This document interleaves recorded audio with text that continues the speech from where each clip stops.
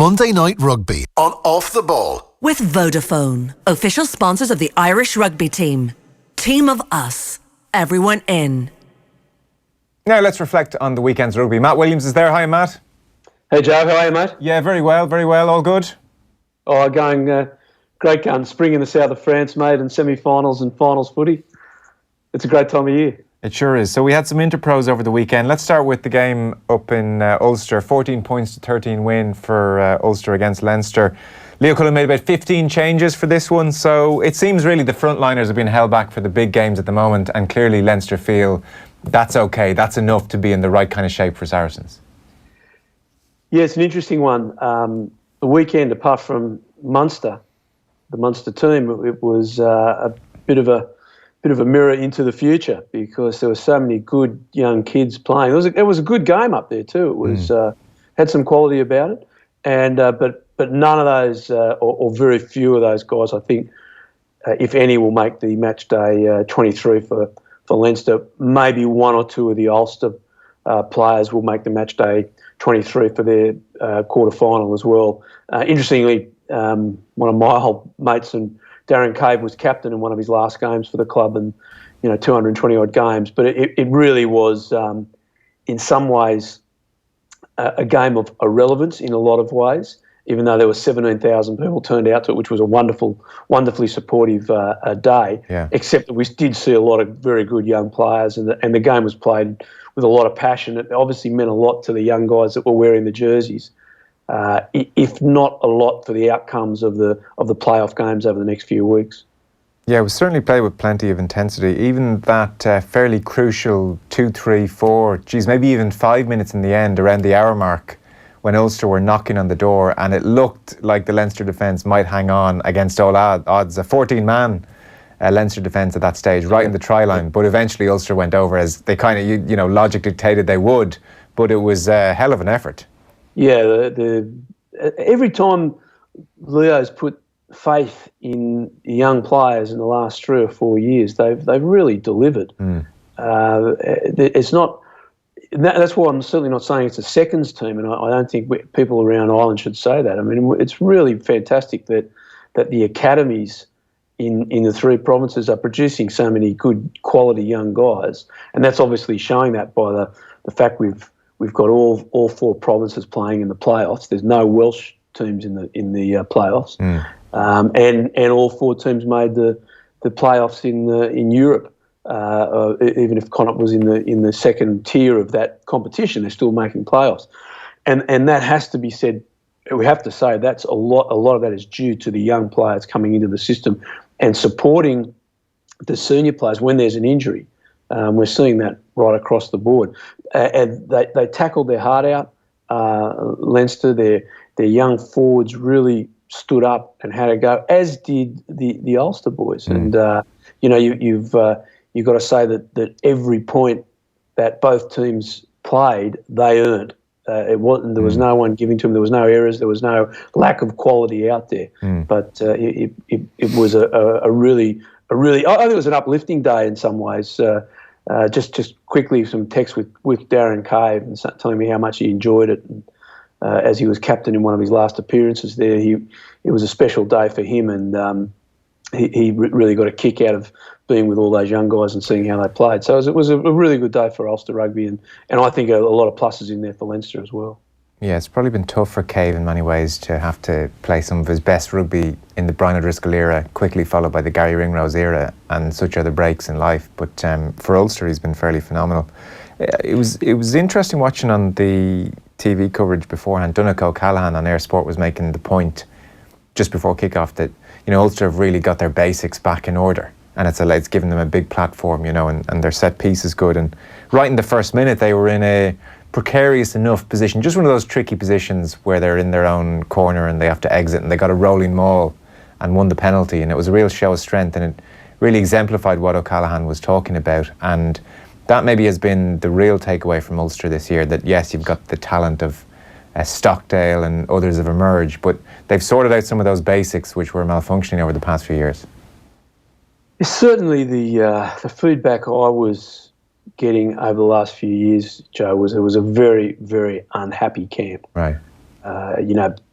on so many fronts. Now they had to go through the horrors of the legal trial that was on up there, which you can imagine trying to hold a rugby team together in the middle of that and keep people focused. It's just not possible, and obviously that showed.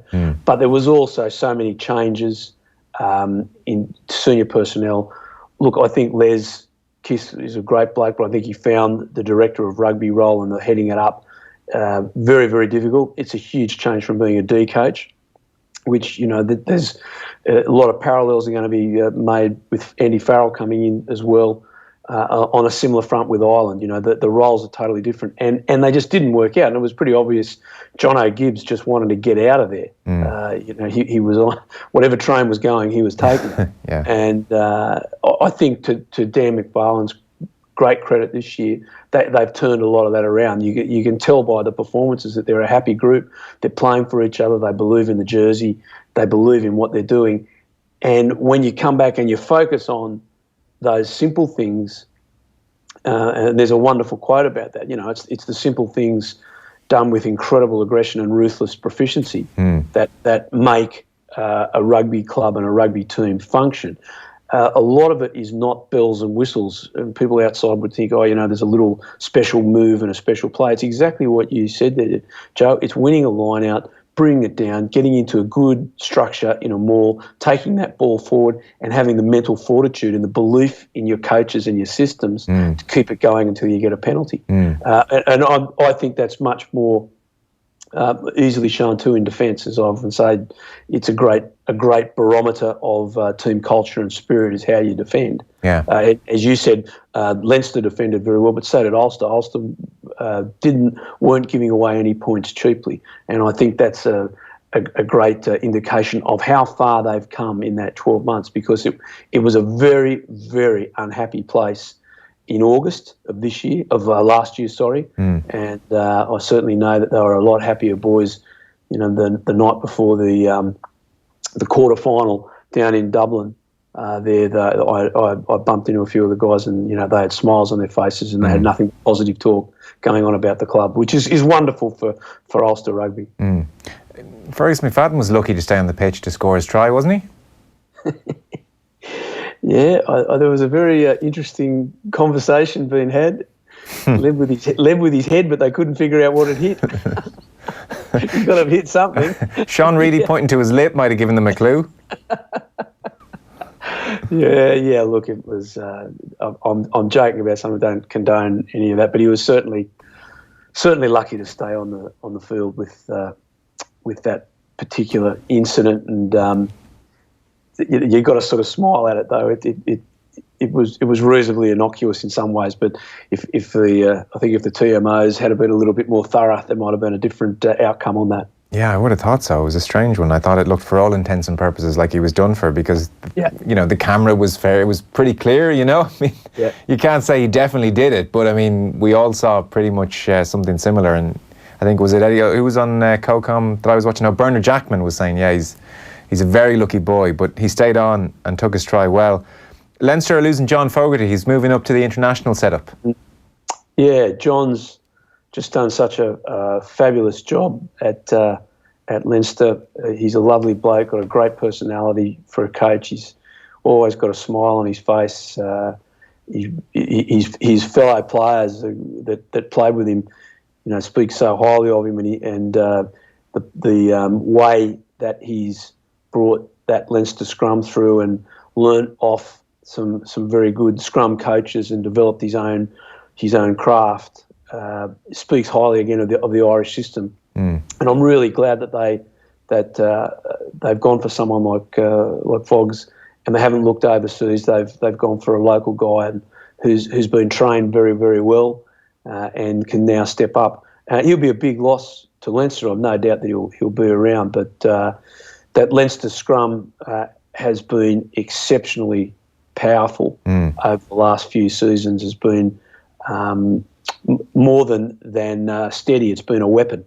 And his development of, we've got two or three complete front rows in Leinster that he's coached and brought through, and good young guys there, and Jack McBride, having to leave the club because he can't get a toe in the door, and you're seeing a lot of these guys really coming through.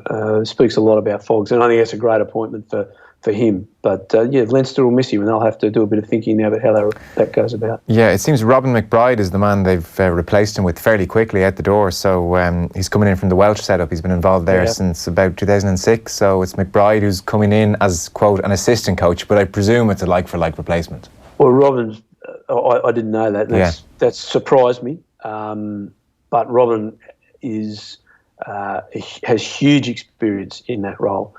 He's been the scrum coach for Wales for a long time, done a lot of work with Warren Gatland, really knows his stuff. What I'd really love to see with that is now to get a young Irish guy in the like an academy coach, front row coach, and just learn his trade off him, like Fogs did on the way through. And that's how we all learn. You get mentored, and you get the information passed on through generations in an intergenerational learning, which is something that Leinster have done exceptionally well over the years.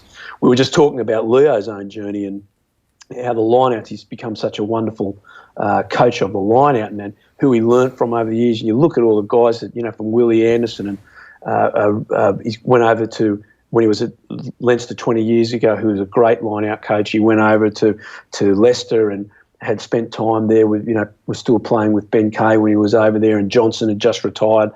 He came back, and John O'Gibbs had been there, and Michael Checker, and then his own experience. And, of course, he played with Malcolm O'Kelly, who's one of the great line-out exponents since the Second World War. If not for Paul O'Connell, Malcolm would be regarded as probably the greatest second-rower Ireland's produced since the war. And we forget a lot about Malcolm because of the greatness of Paul. But, all that knowledge goes into Leo's knowledge. Leo's then passing that knowledge on to James Ryan and Toner, and they're learning, and they'll go on, hopefully, and have their own input in future years. And that's what Leinster need to do now with McBride coming in, because that's a very solid appointment. Okay. It's something that strikes me. Well, I suppose, look, it's true of all areas of coaching, I suppose, but maybe especially so in the scrum. And you can give us an insight into this in general terms, because you've been in dressing rooms at halftime when things aren't going well. There is one, just setting up a scrum and coaching a team Monday to Friday, and that's obviously very important. And I would think that's the more learnable aspect, how you set up a scrum in a textbook kind of a way. And then I would think there is it's half-time, you need to analyse in real time what's going wrong and fix it, and you need to get this right, okay, go. And that's probably where scrum coaches really separate themselves from the pack. You think of Leinster in the 2011 final. Yeah, the boys talk about that incredibly. And problem solving at halftime or during a game is very much a modern coach's job, because you've got a lot more technology now where you can you see the guys have all got laptops in front of them, they can replay a scrum, they get different angles and it can be defence, it can be line-outs, but let's say scrums, it's the angle that guys come at you in the front row. And I remember George Graham, who was a Scottish prop and was helping me in Scotland many years ago, and George used to say that when he played against a certain player, he had him. He knew he had him because he just found him difficult. Yet George would play some other guy and he'd say, I just find him really awkward. He's coming at me in a way I don't like. And what the very good scrum coaches can do now is literally say, okay, if we can change, say you're a tight head prop, if you drop your bind down, move your inside shoulder through, change your wrist, move your inside shoulder through, change your bind from going short. We want you to go long on him and lift your elbow. That's going to move him. They just can change the angle. It only has to be by 4 or 5 centimetres, and it takes a lot of that pressure off. The other one, of course, is your footwork and where you're engaging with your feet. And in that particular game, there was some shenanigans going on. The Northampton back row were breaking off and breaking Kuhn Hurley's bind as well. So there was about 4 adjustments that were done at half-time by Greg Feek, and of course they came out in the second half. Scrum was rock solid because it had been absolutely wobbly in the first half, cost them penalties and so on.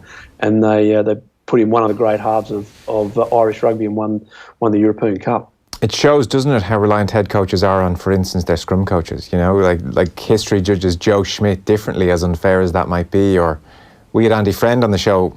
couple of months ago now, and he was saying, look, his knowledge of the scrum is not of a professional standard. Like, he is absolutely reliant on his scrum coach to do a good job. Otherwise, it's a painful 80 minutes for all of them as they sit there and watch the game wither away from them.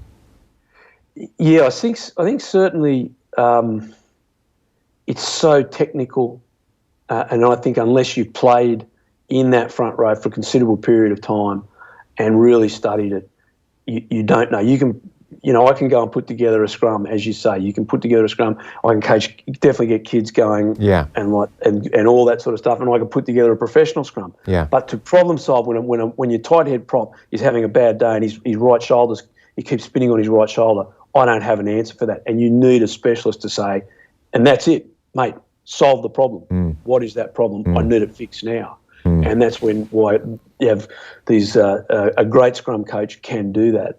And then sometimes, it's the guy's not up to it. There's a strength issue. But usually at the top level, there is a technical way to fix it. I'll give you an example. We had one I know with the Waratahs where they were really struggling against the New Zealanders. And just before engagement, they started the tight head prop was just bump the loose head props outside shoulder. So just before they come down to engage, you just bump him. And the loose heads hated this, but they just lost concentration just for that second. So towards the end of the year, they were just doing something small, and the loose heads were pushing their shoulder. The loose head shoulder was just coming out a little bit. Now, they were coming down with those minute actions before the engagement to make him just move his feet half a centimetre so it lets the tight head come in at a better angle. And because the angles on this are very small. You talk to people like Keith Wood, where Keith would just leave John Hayes completely on his bind, and people would say, oh, poor old John Hayes is not doing well this particular day. And John's battling the whole front row by himself while Keith has gone with a loose head. So there's a whole lot of tactics that are on show in those games, and they vary in generations. They vary with the laws. But when you get to that technical aspect, yes, it is. It's very much a specialist's role. Now, Matt, you say we never talk about scrums. Look at us here having a great time. Well, that's the first time for you, Joe. I've got to say. Imagine if we had some pictures. We better tell everyone. Joe won't let me. When we're on TV, Joe won't let me put his scrums up. He says they're boring. It's a quiet week. I'm trying to convince him. Quiet week. All the front rows out there. I'm trying to convince him. Thankfully, Conor Murray is going to train this week is the word. So I think everybody, when it was his neck area, and even if it's innocuous, and maybe even more so because it's innocuous when he didn't play in the game against Connacht, we're worried. But the good word is that Murray is in line to train from today. Keith Earls, Joey Carberry will all train this week as well. They have Benetton in the...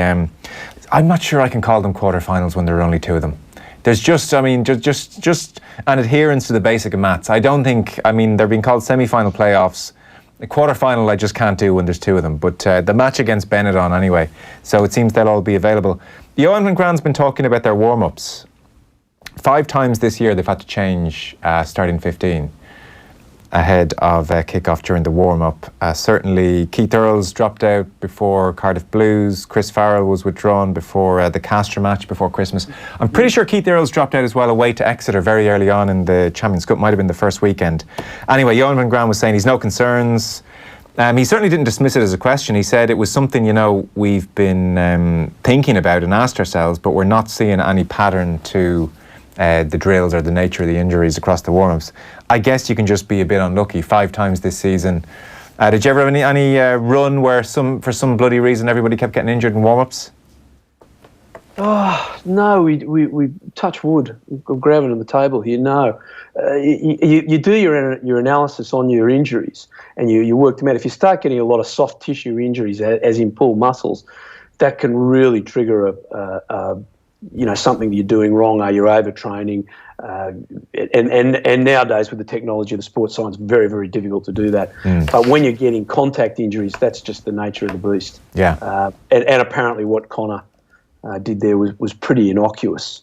It was like in a ruck or something, and it was the very last moment of the drill. Yeah, someone backed onto him. He's pushed onto him, and he was probably pretty warm. It was the last few minutes of the warm-up, and he's out early kicking as well. knowing Connor's habits that he does before a game, doing his box kicking and so on. He's doing some place kicks as well. So he would have been warming up for a good 40 minutes. So, and the other part of that, Joe, is I think that he could have played, but they were just not taking any chances whatsoever with that. They said that, So it's just one of those things. But I think it also tells you that Connor's still very concerned about it. And as you and I have said, you know, the off season can't come quick enough for him. He needs a holiday, and he needs to spend a lot of time rehabilitating that injury, because he's still lost so much weight down one side of his body from that injury. What did you make of the game generally? It was a pretty scrappy old affair. I thought, you know, Munster won, but they didn't come out of that with what they wanted. Obviously, Glasgow winning, they didn't get the outcome that they desired. They also played most of their starting team. You know, it was a strong team they put out. And where Connacht, you know, if you compare that Connacht team, I just did it before, to compare to the team they put out that played Cardiff at home, which they had to win to get through into the playoffs. There's only about 3 or 4 guys that would back up in both sides. So Connacht went down and rested the vast majority of their players. They brought off Marmion and Bundyaki pretty early in the piece, even though the game was tight.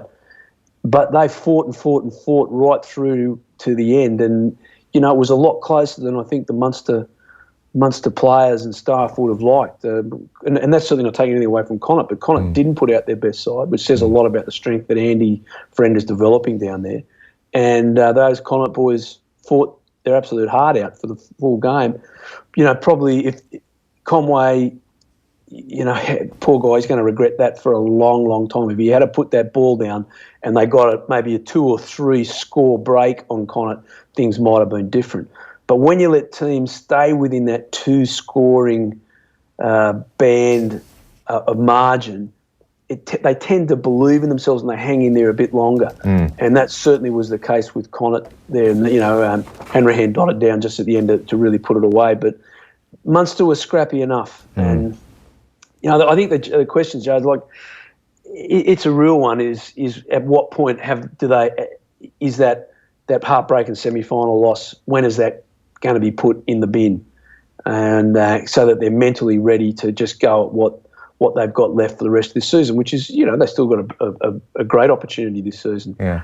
But I can still see in their body language, in their play, their mental side, they're still mourning that loss. And that's understandable. If you're just tuning in, we're talking to Matt Williams. Our rugby coverage brought to you by Vodafone, team of us, everyone in. Munster will play Benetton next Saturday, 3 o'clock in Thomond in semi-final playoff 1, and then Ulster Connacht is going to be a cracking game for all the reasons we've just discussed. That's at 5:35. Munster, if they beat Benetton, and Kieran Crowley's done a great job there, they'll be at the RDS against Leinster. That'll be Saturday the 18th of May. Leinster will have played their Heineken Champions Cup final at that stage, so that'll be 3 o'clock the 18th for a place in the Pro14 final. And Glasgow will be awaiting the winners of Ulster and Connacht. So that's actually it's shaping up pretty nicely, you would have to say, and not least a Leinster-Munster game in the RDS if it comes to pass. Yeah, and you know, Munster will get through that the Italian fixture, but you've got to give them a great credit for making their first ever playoff Benetton. As you say, Kieran Crowley's done a wonderful job for them. But they're going down there to Munster. Now, Munster, I just saw the quote there that out of a possible 50 points at home, they got 47. You know, they've made going down into either Limerick or Cork, they've made that a fortress, and that's an enormous record that they've put in place there this year. And so the Italians are going to struggle, but then they've just got to get through that game and then look to Leinster. What can they do at Leinster? Leinster, you know, you don't know what's going to happen after that final. They could be a bit beat up. They could be a bit heartbroken. They could be a bit high. Last year they got through it, but I don't think Leinster are in the same form they were last year.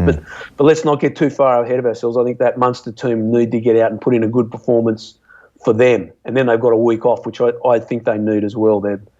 They're just emotionally, I think they've had a hard fortnight. And Matt, with a view to almost next season and Munster challenging again for Europe, which is how they are trying to position themselves, and it's how the likes of Keith Earls and Peter O'Mahony are viewing their careers now. Is it important for them to go to the RDS and beat Leinster and maybe win a Pro14 title? Or ultimately, as nice as that would be, irrelevant might be too strong a word, but people, I've heard people say, well, do they need to go and win a Pro14 to almost give themselves a bit of a confidence fill up and justify their position and kind of be able to take something into the summer? Like, is it actually important, do you feel, that they do win a Pro14 title, or ultimately that's a little bit irrelevant, and come the start of next season we'll be far more concerned with how the form is post World Cup and what additions have been made and how they've changed their style of play? Joe, I think winning a competition, any club that wins a competition is a much better place for it. Right. It gives you belief, it gives you achievement, it gives you strong bonds, it gives you a lot of emotional buy-in, and it kills a lot of self-doubt. Munster's problems are on the road. As we just said, at home they're phenomenal, but on the road they're not good in the big games. And that's where they've got to. They've got some demons to kill mentally and emotionally on that. Now, to go up to the RDS and beat one of the best clubs in Europe can only do them a lot of good. Okay. Because you learn to win. Like this thought that just because they pull on the red jersey they're going to do it. It's not. That group of guys have to learn how to win on the road, on big days. And we've just got it. We look at the last 6-7 years. On the big days, they're not winning on the road. And not only that, they're not landing a shot in the bigger games. No, they didn't throw a punch. So there's a few. There's not just one issue there. There's multi layers on that issue with Munster. They've definitely come forward. They've definitely improved this year, but they're not at the table with maybe the really top clubs at this end of the season when you've got to go away and do the business. And because they can't win away from home consistently, that means their playoff games, or the majority of them, are away from home. So it's sort of a catch-22 here. So if they can beat Benetton and then come up to Dublin and beat Leinster, I don't think no matter which way you cut that up, that's a huge plus for them in any direction. Forget about even winning the next week, because they can win the next week. But it's going to be the big one of getting that away from home.